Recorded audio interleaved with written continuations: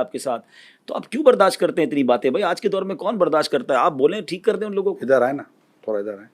پہلے ادھر بھی تو کرنا. نہیں ادھر آئے. ادھر جاؤ. ہاں ہم کہتے ہیں کہ ہمارے حضرت لاجواب ہیں.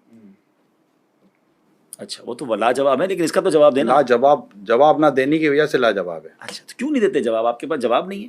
قرآن کریم کی آیت لقد کان لکم فی رسول اللہ اسوۃ حسنہ، اللہ کے رسول کی ذات میں تمہارے لیے بہترین نمونہ ہے. کیا میرے پیارے آقا صلی اللہ علیہ وسلم جسے میں محبت کرتا ہوں، میری جان قربان، میری آن قربان، میری آئندہ نسل قربان، انہوں نے اپنے نفس کے لیے کسی سے بدلہ لیا ہے نا؟ نہیں لیا نا. تو میں کہا بولوں آپ کے بارے میں صلی اللہ علیہ وسلم، تو یہاں تک کہا جائے دشمن آ جائے تو چادر بھی بچھا دیتے ہیں. تو مطلب یہ باتیں مطلب ظاہر نفس کو برانگیختہ تو کرتی ہیں. ہم لوگ تو مطلب ظاہر کہ گناہ گار بندے ہیں، کبھی جذبات انسان کے مشتعل ہوتے بھی ہیں، لیکن کبھی یہ واقعہ نہیں پائیں گے کہ میں نے اپنی ذات کے لیے کسی کو پٹوا دیا، کسی کو مروا دیا، کسی کو. حالانکہ یہ سب ہو سکتا ہے، اشارہ کرنے کی دیر ہے. اتنے سارے اپنے پاس لوگ، لیکن الحمدللہ آج تک آپ ایک بھی واقعہ لا نہیں سکتے. الحمدللہ میری زندگی آپ کے سامنے ہے، اللہ کی رحمت سے. آپ تو بچپن سے مجھے دیکھتے ہیں، میں نے کس سے یار لڑائی کی، حالانکہ لیکن یہ تعلیمات میں نے مارے کھائی ہیں یار الحمدللہ دین کی خاطر. لیکن آپ بتائیے، مجھے آفرے بھی ہوئی ہیں کہ ہم یوں کر دیں وہ کر دیں. میں نے یار کس کو بھیجا یار؟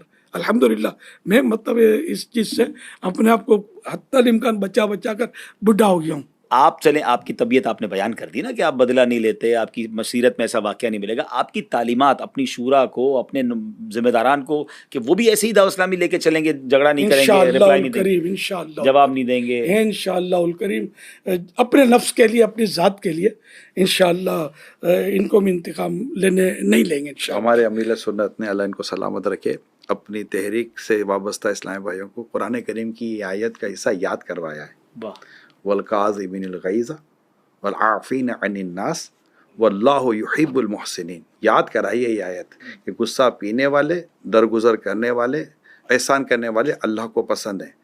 اور ادفع بالتی ہی احسن، اے سننے والے برائی کو بھلائی سے ٹال. یہ ہم نے انہی سے حدیث سنی ہے، جو تجھ پر ظلم کرے اسے معاف کر، جو تجھ سے توڑے اس سے جوڑ، اور جو تجھے محروم کرے اسے عطا کر. یہ ان سے ہی ہم نے روایتیں اس طرح کی سنی. انہوں نے دعوت اسلامی کو، اسلامی بھائیوں کو، اسلامی بہنوں کو، ہمارے جو بچے ہیں نا، ان کو، طلباء کو، سب کو یہ تعلیم، یہ تربیت گھول گھول کر پلائی ہے، گھول گھول کے پلائی، حقوق العباد کے تعلق سے پلائی ہے. اللہ پاک نے چاہا پیارے حبیب کے صدقے میں ان کی اس تعلیمات کا اثر رہے گا. جناب اب چلتے ہیں اگلے سوال کی طرف. اور حضرت سے سوال یہ ہے حضور کہ دنیا اپنے کاموں کو اسمارٹ بنا کر بہت تیزی سے ترقی کر رہی ہے، تو کیا آپ لوگوں کو اسمارٹ دین بھی سکھا رہے ہیں جس میں عمل کم کرنا پڑے اور بندہ جنت میں جلدی چلا جائے؟ کہیں تو تفصیل ہوگی اور کہیں مطلب اختصار ہوگا. اب جیسے نماز پڑھنی ہے تو اس کو آپ بولو گے اسمارٹ کر دو اور ریڈیوس کر دو، تو 2 کے بدلے 1 سجدہ کر دیں، 4 رکعت کے بدلے 2 رکعت کر دیں. وہ جتنا شریعت نے حکم دیا ہے اتنی قراءت بھی کرنی ہوگی، جتنا اسلام نے تسبیحات پڑھنے کی ہمیں مطلب ترغیب ارشاد فرمائی وہ تسبیحات پڑھنی پڑے گی. لیکن یہاں لوگوں کے ذہنوں میں یہ بات آتی ہے کہ جناب اگر دعوت اسلامی کے قریب آنا ہے، دین کا کام کرنا ہے، تو کبھی تو آپ 12 ماہ کے قافلے کی بات کر رہے ہوتے ہیں، کبھی کہتے ہیں وقف مدینہ ہو جائیں. آپ نے تو اپنی زندگی دعوت اسلامی کو دے دی، دین کو دے دی، اور آپ کے ساتھ کئی آپ کے رفقا ہیں جو اپنی لائف دے چکے ہیں. تو اتنا سب کچھ کرنا پڑے گا جنت میں جانے کے لیے دین کا کام، یا کوئی شارٹ کام بھی، کوئی تھوڑا سا کام بھی بتا دینا تو وہ بھی ہم کر کے ہم بھی کوئی آپ کے ساتھ ساتھ جنت میں چلے جائیں؟ حدیث پاک ہے جنت تلواروں کے سائے میں ہے.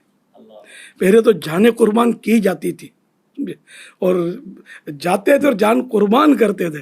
اب وہ دور تو ہمارا ظاہر اس طرح کا فی الحال تو نہیں ہے کہ ہم جانیں قربان کرتے. ہم تو آپ سے ٹائم لے رہے ہیں، آپ کی جان کہاں لے رہے ہیں؟ جان ہوگی تو ہمیں ٹائم دیں گے نا، اور آپ اپنے لیے دیں گے. تو جتنی نیکیاں کریں گے اتنا آپ کے لیے فائدہ ہوگا. وہ بولتے جتنا گڑ ڈالو گے اتنا میٹھا ہوگا. تو یعنی آپ کی طرف سے، دعوت اسلامی والوں کی طرف سے کوئی ایسا انفسائز نہیں ہے، کوئی تاکید نہیں ہے کہ بھائی نفلی روزے بھی رکھنے پڑیں گے تو نوافل بھی پڑھنے ہی پڑیں گے، نہیں پڑھتا کوئی تو گناہگار تو نہیں ہے؟ شرط نہیں ہے، ٹھیک ہے، نہ اس کو دعوت اسلامی سے نکالا جائے گا، ٹھیک ہے، نہ دعوت اسلامی والا اس پر عمل کرتا ہے. ٹھیک ہے. جس کو اللہ توفیق دے، ہم ترغیب تو دلائیں گے. پہلے کے لوگ اتنی عبادتیں کرتے تھے، اتنی عبادتیں کرتے تھے کہ حضرت جنید بغدادی رحمۃ اللہ علیہ جب اپنے ضرورت کا کما لیتے تھے نا تو دکان پر پردہ ڈال دیتے تھے اور پھر پیچھے جا کر پردے کے نفلیں ادا کرتے تھے. تو ان کا آج میں نے تذکرہ کیا نا، ان کی یہ شان تھی، صدیوں بیت گئی. تو اس طرح مطلب اور بزرگوں کے तकवे, परहेजगारियाँ, इनकी इबादतें, शेख अब्दुल कादिर जीलानी, गौस आज़म रहमतुल्लाह अलैह की इबादतों के कितने तज़किरे कि कितना तकवा करते थे, कितना जंगलों में इन्हें इबादतें की। तो मतलब ये सारे तो हम आपको जंगल में तो भेज नहीं रहे, ये तो चारों तरफ मंगल ही मंगल है। अगर मतलब आप 3 दिन के लिए दीन की खिदमत के लिए आप निकल गए मदनी काफिले में, खुद भी इबादत करेंगे, दूसरों को भी नेकी की दावत देंगे, बेनमाजियों को नमाजी बनाएंगे, और गुनाह जो करते हैं इनको गुनाहों से छुड़ा कर मस्जिद की तरफ लाएंगे, अल्लाह पाक की बारगाह अज़मत से उसके पिछड़े हुए बंदों को मिलाएंगे। तो ये तो अच्छे काम हैं। तो अब ये कि आप बोलोगे मैं कुछ भी ना करूं और मैं उछल के जन्नत में जा पड़ूं, और ये कहाँ से होगा यार? मैं तो आवाम की नुमाइंदगी कर रहा हूँ, वो कहते हैं कारोबार भी करनी, जॉब भी करनी, और दावत इस्लामी वालों के पास कोई स्मार्ट काम ही नहीं है, हर चीज़ इतनी बड़ा बड़ा के इतनी चीज़ें कर दी। आप तो सोशल मीडिया भी देखते हैं, दुनिया में सफ़र करते हैं, आप भी कुछ बताएं ना इस बारे में, हजरत से कुछ बात आप भी करें। देखिए, कोई ऐसी बात इन्होंने बाकी रखी तो नहीं है। असल में ये है कि जैसे नहीं मानना उसको नहीं मानना होता। मैं ये समझ पा रहा हूँ कि जो उलमा हैं उनका काम उम्मत तक पूरी बात पहुँचाना है, माशाअल्लाह। और ये काम हज़रत ने किया। हज़रत ने फ़र्ज़ किया ये भी बताया, वाजिब किया ये भी बताया, सुन्नत किया ये भी बताया, नफल किया ये भी बताया, मुस्तहब किया ये भी बता दिया, गुनाह किया ये बता दिया, सवाब किया ये बता दिया। अब जिन्होंने सिर्फ फ़र्ज़ पढ़ने के अलावा और कुछ करना नहीं और लोग बातें करेंगे, तो उन्होंने फ़र्ज़ को अहमियत दी, बाकी चीज़ों को अहमियत भी नहीं दी होगी। ऐसा ही है यार हम पर बात ना आए। जिन्होंने दाढ़ी रखनी थी, इन्होंने दाढ़ी के फ़ज़ाइल बयान किए और दाढ़ी रखने की अहमियत बयान की।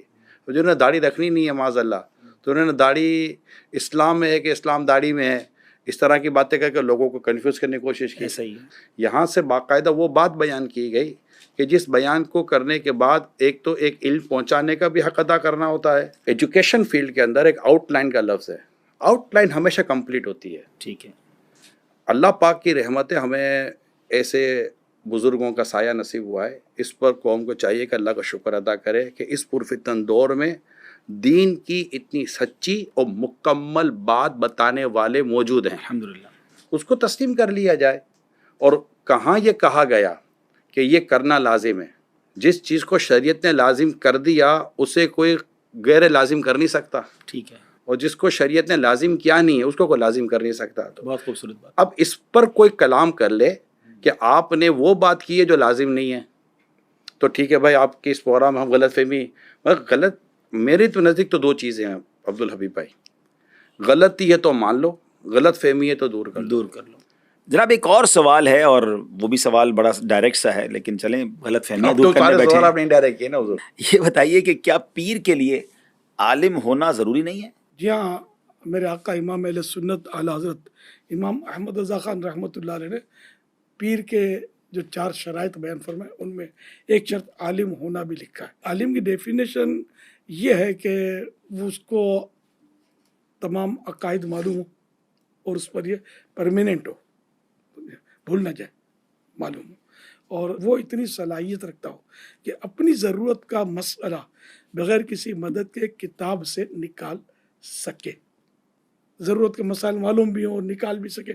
इस तरह की डेफिनेशन है। इसमें कहीं ये नहीं कि वो हाफिज़ कुरान हो या कोई ज़ीनतुल कुर्रा हो, बहुत बेहतरीन कारी हो। अच्छा हुज़ूर, एक बात ये बताएं, इतनी मसाजिद क्यों बना रहे हैं? वैसे ही लोग नमाज़ पढ़ नहीं रहे, जो मसाजिद हैं उनमें नमाजी नहीं है। और आप दावत इस्लामी वाले देखें, गली गली मोहल्ला मोहल्ला आपके टारगेट्स होते हैं कि इतनी मस्जिदें बनानी है फ़लाँ के अहले बैत के नाम पर, तो साहबा के नाम पर। तो इतनी मस्जिदें क्यों बना रहे हैं? इन पैसों से कुछ और कर लें। फिर तो आप कहेंगे ये हज पर अरबों खरबों रुपये क्यों खर्च करते हैं, कुछ और कर लिया करें, फुला काम क्यों करते हैं, इस पर और कर लिया करें। आप, मैं कहूँगा इतना महंगा मोबाइल क्यों लेते हैं, सस्ता ले ले और बाकी रकम किसी और काम में सर्व करें, किसी गरीब को दे दें।